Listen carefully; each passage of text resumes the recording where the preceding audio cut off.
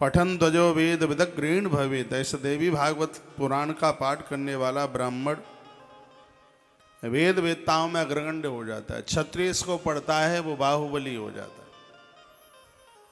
वैश्य इसको पढ़ता है तो बहुत बड़े कारोबार का धनी होता है।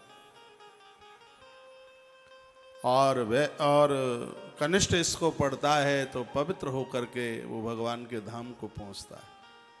सेवा इत्यादि कर्म उसके सार्थक हो जाते हैं। पठन ध्वजो वेद विदग्रीण भवेतः।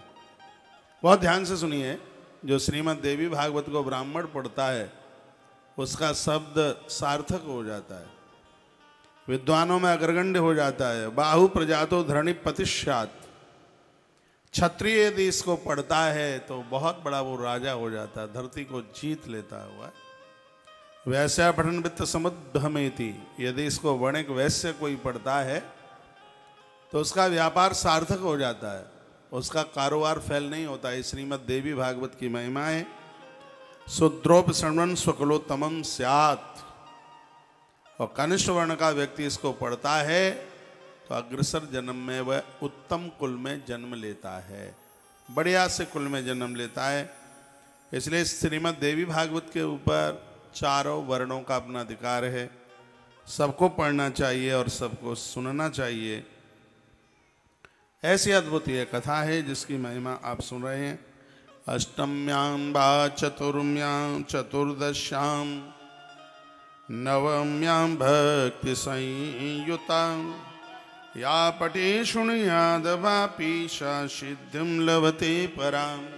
अष्टमी को, 14 को, जब भी आपको टाइम मिलता है आज की कथा में से एक बात लेकर के जाइए। हर शुक्रवार को माँ को कम से कम 21 धार चम्मच में 21 बार घी ले लीजिए और नवाहन मंत्र से माँ को आप घी के द्वारा उसका घृत धारा से माँ का अभिषेक करें। जो घी इकट्ठा होता है उसको खाने के काम में मत लीजिए, उसको आप धूप दिया बाती में, हवन यज्ञ में उसको आप कार्य में ले सकते हैं। माँ भगवती शुक्रवार के दिन इसका अभिषेक किया जाए। माता गरीब नहीं रहने देती, किसी को दर्द नहीं रहने देती। यह माँ की बहुत बड़ी कृपा है। ऐसी माँ भगवती जगदम्बा, भगवान व्यास जिसकी चर्चा, जिसकी महिमा, जिसका महात्म्य श्रीमद् देवी भागवत में करते हैं। और यहाँ सूत सौनक्षियों को कहते हैं, यदि किसी का बच्चा रूठ के चला गया या खो गया, किसी का अपने घर के लोगों का किसी का था पता नहीं पता, तो माता रानी श्रीमद् देवी भागवत की कथा से इतनी प्रसन्न होती है, उस घर के बिखरे हुए लोगों को जो दूर चले गए, रूठ के चले गए, आते नहीं हैं, माता सबका मिलान कर देती है, सबको इकट्ठा कर देती है। ऐसा वर्णन है। उसी संदर्भ में कथाएं वसुदेव महाभाग कथम पुत्रामवाप्नवा। एक बार वसुदेव जी महाराज के पुत्र भगवान श्री कृष्ण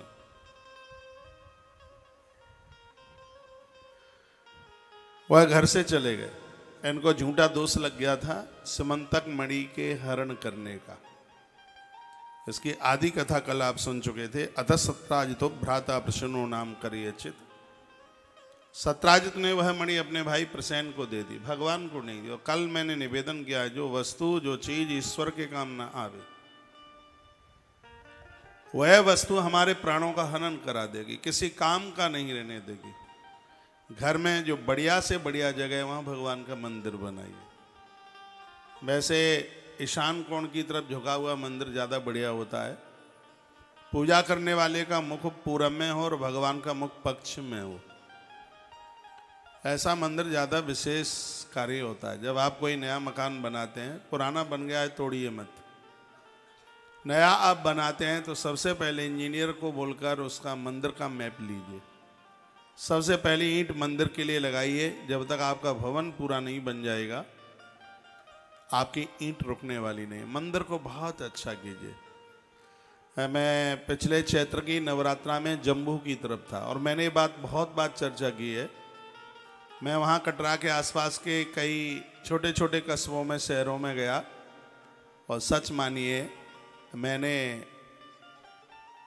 जम्मू के आसपास के जो लोगों के घरों में मंदिर हैं, इतने सुंदर मंदिर नहीं देखे। मैंने पूरा देश घूमा है, लेकिन इतने बढ़िया मंदिर, पूरा का पूरा 10 बाई 12 का कमरा। देखो कमरा कितना छोटा बड़ा है वो मायना नहीं रखता है, लेकिन ईश्वर के प्रति जो एक श्रद्धा है, वहाँ की जो एक व्यवस्था है, हर घर में तुलसी मिलती है, घरों में तुलसी झंडी लगी हुई है। ऐसा कोई घर नहीं है जिसके घर में कपूर नहीं जलता। तो हमारा सनातन तो बड़ा अद्भुत है, ईश्वर के प्रति पूरा समर्पण हो। आप में भी ऐसे बहुत हैं जिनके घर में भगवान को, ठाकुर जी को भोग लगता ही नहीं है। लगता है तो चनौरी बिनौरी रख देंगे, कुछ मिश्री रख देंगे, बतासा रख देंगे, रोटी सब्जी दाल भाजी नहीं लगा सकते। आदत में नहीं है, कल्चर में नहीं है। फिर घूमते हैं इधर, पीर पैगाम पर जाते हैं, लोग लूट लेते हैं, ठग लेते हैं, उनके पास चक्कर लगाते रहते हैं, कुछ होता नहीं है। श्रद्धा का अभाव है, दिखावा बहुत ज़्यादा हो गया है। इतना दमकते हैं चमकते हैं और अंदर कुछ भी नहीं है बिल्कुल। बहुत आग्रह पूर्वक निवेदन है, जैसा कि मैंने पूर्व में भी बोला है, 4 धाम की यात्रा तभी हमें तंदुरुस्त करती है जब घर में देवी देवताओं को पूजा जाता है। और जब आप घर में देवताओं को पूजते हैं तो इसका बच्चों के ऊपर बड़ा असर होता है, बहुत बड़ा फर्क होता है। छोटे छोटे बच्चे उसको देखते हैं और अंतस में उनके में वह उतर के आ जाता है, वो देवता छप जाते हैं हृदय में। समझ लीजिए, हम लोगों ने अपने घरों में भगवान को पूजते ही तो देखा। आज भी मुझे ध्यान है, मेरे बाबा जी इतने बड़े गणेश जी थे तांबे के। चंदन तो उस समय होता नहीं था, वो पड़ुआ, उसको ऐसे घिस करके उसी का चंदन बना करके लगा देते थे। पंडु मिट्टी होती है, पड़ुआ मिट्टी जिसे बोलते हैं, बस वही हाथ की हथेली पर घिसी और लगा दिया। वो श्रद्धा है। और ये हम लोगों ने देखा तो हमारे कल्चर में वही तो उतर के आ गया है। फिर तो बाद में ये सब चीज़ें हमने ग्रंथों में पढ़ी। उस समय गाँवों में क्या पूरे देश में आग जलाई, कंडा जलाया, घी डाला और उसके ऊपर अग्यारी और उसमें आहुति डाली। क्या शकुन मिलता था। श्राद्ध आते थे, घर की देहली के आगे लीप दिया जाता था 1.5 बाई 1.5 फीट में, फिर उसको लांग करके जाते थे। दिवाली आती थी, लाल मिट्टी गोबर में डाल करके, मिट्टी में डाल करके, और क्या लिपाई होती थी, आज के फर्श फैल हो जाए। गोबर से जमीन को अति शुद्ध पावन माना जाता था, ये सब होता था। और आज सब इतने व्यस्त हैं, काम कुछ है नहीं और व्यस्तता बहुत भारी। कहाँ है काम? घर में 4-4 नौकरानी लगी है। हाँ, काम इतना है कि मोबाइल को टाइम से चेक करना पड़ेगा। हाँ, ये तो काम बड़े हैं। हाँ, ये काम बड़े हैं कि पीयर 4-6 बार तो फ़ोन रोज करना ही पड़ेगा। मैं कोई आलोचना नहीं कर रहा हूँ, लेकिन इतना याद रखिएगा, जो बहू ससुराल में रहकर पियर को बहुत याद करती है, वह ससुराल में आनंद से नहीं रह सकती। गारंटी के साथ निवेदन कर रहा हूँ, उसका ससुराल में मन ही नहीं लगेगा, वो लोग अपने नहीं लगे। देखिए, आप पियर को याद कीजिए, कौन मना करता है, बिल्कुल कीजिए, लेकिन ये नहीं है कि हर 10 मिनट में, हर 10 मिनट में नहीं, बिल्कुल भी नहीं।